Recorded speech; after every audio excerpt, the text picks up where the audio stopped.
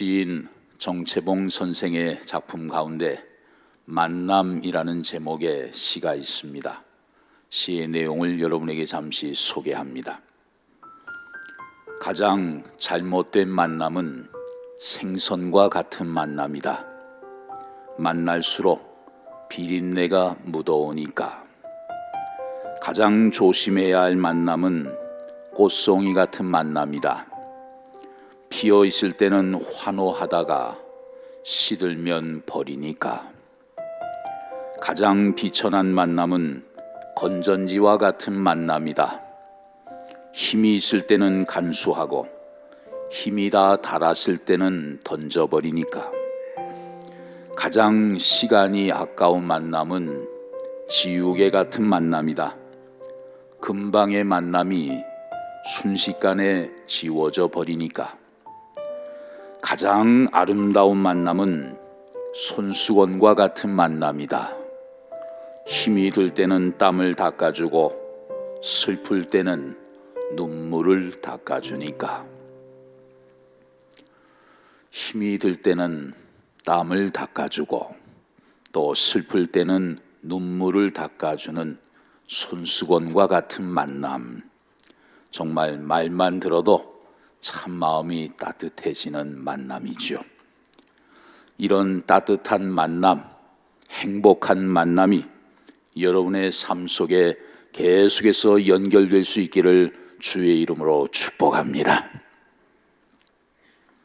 오늘 본문에 보면 모세가 하나님과 깊은 만남을 갖게 되는 참 신령하고 복된 모습을 보게 됩니다. 이스라엘 백성들이 출애굽해서 이제 시내 광야에 이르렀을 때 하나님은 모세를 시내 산으로 부르셨습니다. 출애굽기 24장 12절에 보면 여호와께서 모세에게 이르시되 너는 산에 올라 내게로 와서 거기 있으라.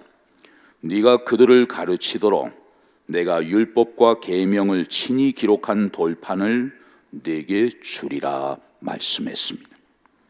모세는 이 하나님의 명령을 쫓아서 시내 산에 올라갔습니다. 그리고 그곳에서 놀라운 하나님의 임재와 영광을 보게 되었습니다. 출애굽기 24장 17절에 보면 산 위에 여호와의 영광이 이스라엘 자손의 눈에 맹렬한 불같이 보였다고 말씀하고 있어요. 산 아래에 있던 온 백성들까지도 여호와의 영광이 시내산 위에 머무르는 모습을 친히 목도하게 된 것입니다. 모세는 하나님의 율법과 계명을 받기 위해서 40일 동안이나 산 위에 머물러 있었습니다. 그리고 하나님은 모세에게 친히 말씀해 주셨습니다. 하나님과의 깊은 교제 가운데 있었던 모세는 어떻게 하나님을 섬겨야 하는지, 어떻게 하나님 앞에 예배를 드려야 하는지 그런 내용에 대해서 수많은 말씀들을 직접 받게 되었던 것이죠. 모세가 시내산에 오른 지 40일이 지난 후에 하나님은 친히 쓰신 돌판을 모세에게 주셨습니다. 출애굽기 31장 18절에 보면 여호와께서 시내산 위에서 모세에게 이르시기를 마치신 때에 증거판 둘을 모세에게 주시니 이는 돌판이요 하나님이 친히 쓰신 것이더라. 하나님은 택하신 자기 백성들을 말씀 위에 세우시기 위해서 돌판에 친히 말씀을 새기시고 그 돌판을 모세에게 주신 것이죠. 그런데 이처럼 성실하신 하나님과는 달리 백성들의 모습은 너무나 불성실했습니다. 모세가 한 달이 넘도록 산에 머물러 있으니까 산 아래에 있던 백성들은 그만 형편없이 변질되고 말았어요. 백성들의 모습을 한번 보실까요? 출애굽기 32장 1절입니다. 백성이 모세가 산에서 내려옴이 더딤을 보고 모여 백성이 아론에게 이르러 말하되 일어나라 우리를 위하여 우리를 인도할 신을 만들라. 이 모세 곧 우리를 애굽 땅에서 인도하여 낸 사람은 어찌 되었는지 알지 못함이니라. 여러분, 이스라엘 백성들은 어떤 사람들입니까? 애굽에서 출애굽할 때 하나님의 놀라운 구원의 역사를 직접 체험한 백성들 아닙니까? 하나님의 특별한 사랑과 돌보심을 받으면서 여기까지 온 사람들이에요. 그러한 저들이 지금 무슨 짓을 하고 있는 것입니까? 금송아지 우상을 만듭니다. 그리고 그 앞에서 광란의 종교 의식을 행하면서 먹고 마시고 뛰놀고 있는 거예요. 지금까지 백성들은 하나님의 임재와 영광을, 또 삶의 자리에서 역사하시는 하나님의 능력을 직접 체험하면서 살아왔어요. 그럼에도 불구하고 어떻게 금송아지 우상을 만들고 그 앞에 절을 하고 춤을 추면서 이런 추잡한 종교 행사를 행할 수 있었을까? 참 이해하기 어려운 대목이에요. 그날 아침에도 저들은 하나님이 내려주신 만나를 먹고 나가서 끔찍한 일을 자행하고 있었습니다. 저들은 하나님이 주신 건강과 재물을 가지고 하나님을 배반하고 대적하는 일에 그것을 사용하고 있었어요. 금송아지를 만들어 세우고 그 앞에서 먹고 마시며 뛰놀고 있었던 것입니다. 그 금송아지를 향해 경배하고 제물을 드리면서 저들은 이렇게 외치고 있었습니다. 출애굽기 32장 4절 하반절에 보면, 이스라엘아, 이는 너희를 애굽 땅에서 인도하여 낸 너희의 신이로다 하는지라. 금송아지를 만들어 놓고 이 금송아지가 우리를 애굽 땅에서 인도해낸 신이다. 참으로 기가 막힌 일들이 벌어지고 만 것입니다. 하나님은 백성들의 이러한 부패한 모습을 보셨습니다. 그래서 모세에게 내려가라고 명령하시죠. 모세는 하나님이 친히 말씀을 새겨주신 그 두 돌판을 들고 산에서 내려왔습니다. 그때 백성들의 뛰노는 모습을 모세가 보게 된 것이죠. 그때 모세의 심정이 어땠을까요? 민수기 12장 3절에 보면, 모세는 온유함이 지면의 모든 사람보다 더하더라 말씀했습니다. 모세는 그 인품이 얼마나 훌륭했는지, 온유함이 세상의 모든 사람들보다 뛰어났다고 성경은 증언하고 있어요. 그런데 그런 훌륭한 인격의 소유자 모세였지만 백성들의 방자한 모습을 보면서는 도저히 참을 수가 없었어요.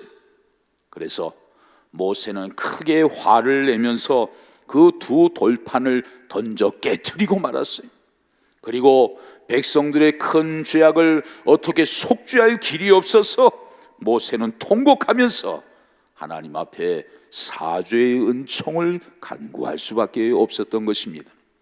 그 모세의 기도의 내용을 한번 보시죠. 출애굽기 32장 31절 32절입니다. 모세가 여호와께로 다시 나아가 여짜오되 슬프도소이다. 이 백성이 자기들을 위하여 금신을 만들어 싸우니 큰 죄를 범하였나이다. 그러나 이제 그들의 죄를 사하시옵소서. 그렇지 아니하시오면 원하건대 주께서 기록하신 책에서 내 이름을 지워버려 주옵소서. 모세는 하나님 앞에 엎드려 있는 동안에 어느새 그의 분노와 인간적인 혈기가 다 사라졌습니다. 그리고 범죄한 백성들을 가슴에 품으면서 그 백성들의 죄악을 용서해 달라고 하나님 앞에 간절히 기도하고 있어요. 만약 용서하실 수 없다면 내 이름을 하나님의 책에서 지워달라는 그런 간절한 기도를 하나님께 올려드렸어요.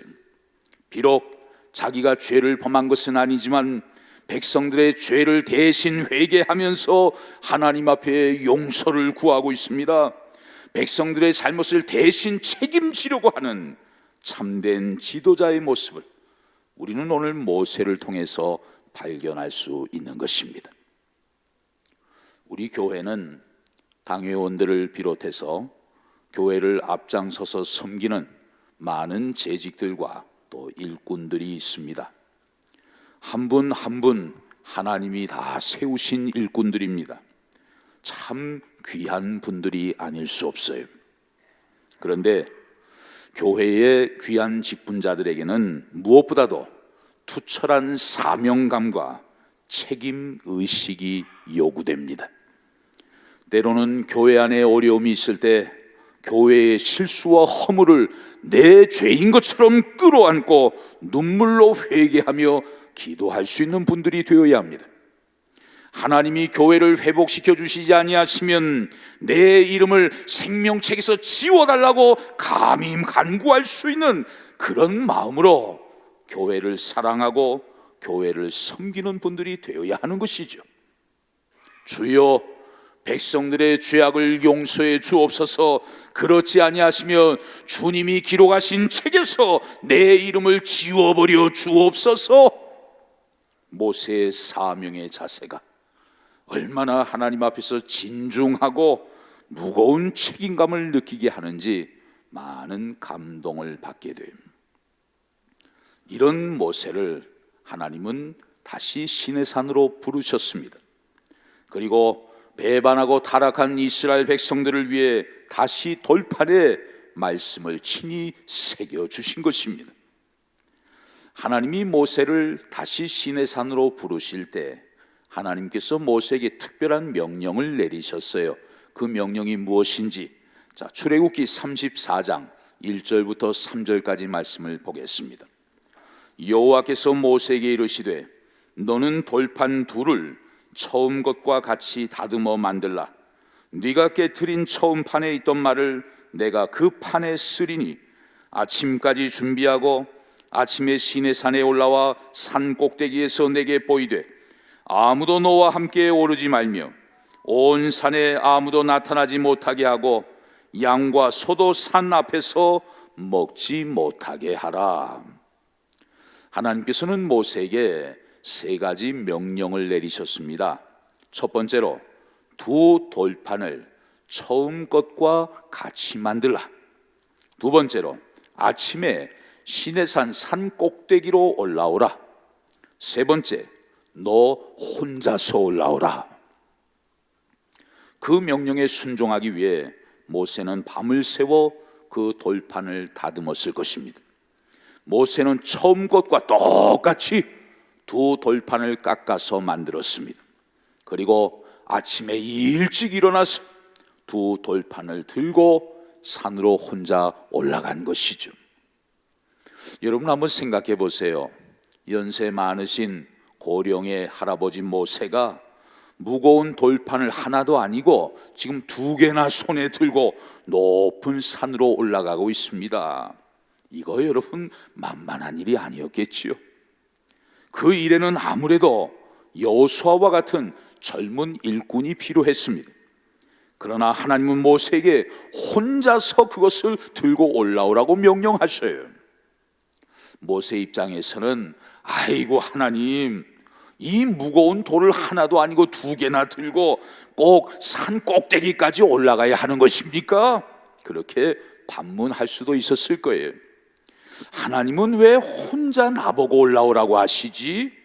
젊은 여호수아를 대동하면 무거운 돌판을 두 개를 같이 나누어 들고 가면 좋을 텐데 왜 나 혼자 올라오라고 하시지? 정말 이해할 수 없는 하나님이야. 그렇게 불평할 수도 있었을 거예요. 그런데 모세는 자기 생각으로 하나님을 이해하려고 하지 않았습니다. 하나님의 명령에 조금도 불평하지 않았어요. 그 말씀에 그대로 순종합니다. 하나님의 명령을 받들어서 철저하게 그 말씀에 순종하는 모세를 보게 됩니다. 그러한 모세의 모습을 성경은 이렇게 기록합니다. 출애굽기 34장 4절에 보면 모세가 돌판 둘을 처음 것과 같이 깎아 만들고 아침에 일찍이 일어나 그 두 돌판을 손에 들고 여호와의 명령대로 시내산에 올라갔다고 성경은 증언하고 있습니다. 우리가 신앙생활을 하면서 제일 힘든 부분이 바로 이 대목이 아니겠나 싶어요. 우리는 각자가 옳다고 생각하는 가치관을 다 갖고 있습니다. 내 나름대로 쌓아온 다양한 지식과 경험이 있습니다. 주님의 말씀대로 순종하며 날마다 믿음의 길을 걸어간다고는 하지만 우리는 언제나 내 생각, 내 경험, 내 가치관을 가지고 신앙생활을 할 때가 참 많이 있는 것이죠. 하나님께서는 모세의 순종하는 모습을 보기를 원하셨습니다. 하나님의 마음에 합한 사람, 하나님이 기뻐하시는 하나님의 사람과 단둘이 교제하기를 원하셨어요. 하나님의 말씀의 산 위에 사랑하는 종을 세우기를 원하셨어요. 병든 백성들을 말씀으로 치유하기를 원하셨어요. 망각의 깊은 잠에 빠져있는 백성들을 말씀으로 깨우기를 원하셨습니다. 돌판에 말씀을 친히 새기듯이 백성들의 마음 한복판에 은혜의 말씀을 깊이 새겨주시기를 원하셨습니다. 그래서 모세는 그 하나님의 마음을 깊이 헤아리고 철저히 그 말씀에 순종하면서 무거운 돌판을 들고 묵묵히 산 꼭대기를 향해 올라갔던 것입니다. 모세는 범죄하여 쓰러져 있는 하나님의 백성들을 다시 살려내고 싶었습니다. 하나님의 말씀으로 어두운 세상을 다시 밝히고 싶었습니다. 그래서 본문 28절에 보면 40일 동안 음식도 먹지 않고 물도 마시지 않으면서 오직 하나님께만 집중했던 것이죠.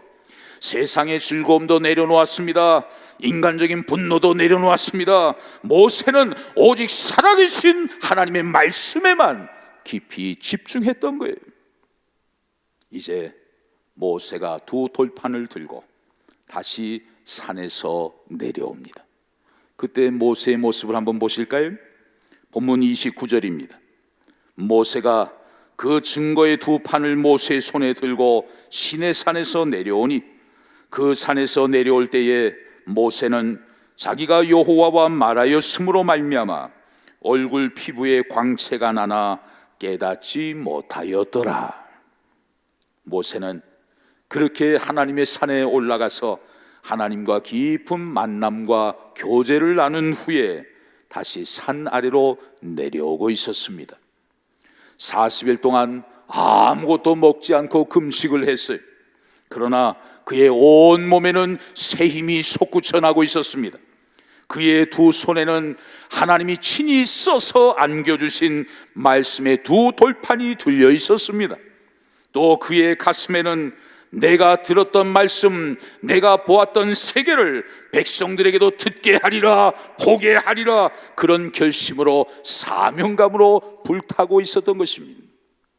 모세의 얼굴에는 놀라운 광채가 빛나고 있었어요. 백성들은 얼굴이 빛나고 있는 모세의 얼굴을 보면서 그에게 가까이 가기를 두려워할 정도였습니다. 그의 얼굴에는 하늘의 광채로 밝히 빛나고 있었던 것입니다. 하나님을 예배하고 나온 사람의 광채, 하나님을 배웠고 깊은 교제를 나누고 온 사람의 광채, 하나님의 생명의 말씀을 직접 듣고 경험한 사람의 광채. 오늘날 하나님의 자녀들에게 필요한 것이 바로 이거 아닙니까? 하나님을 예배하는 사람들에게 필요한 것이 바로 이거 아닙니까? 하나님의 교회를 섬기는 일꾼들에게 가장 필요한 것이 바로 이것 아니겠습니까? 하나님의 종 모세가 서 있는 곳에서 백성들은 다시 하나님의 말씀을 듣게 됩니다. 31절 32절을 보시죠. 모세가 그들을 부르매 아론과 회중의 모든 어른이 모세에게로 오고 모세가 그들과 말하니 그 후에야 온 이스라엘 자손이 가까이 오는지라. 모세가 여호와께서 시내산에서 자기에게 이르신 말씀을 다 그들에게 명령했다고 오늘 본문은 기록하고 있어요.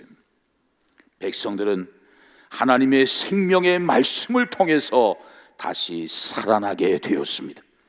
놀라운 은혜의 말씀을 통해 하나님을 섬기는 거룩한 하나님의 백성으로 온전히 회복될 수 있었던 것이죠. 그렇습니다. 오늘날에도 마찬가지입니다.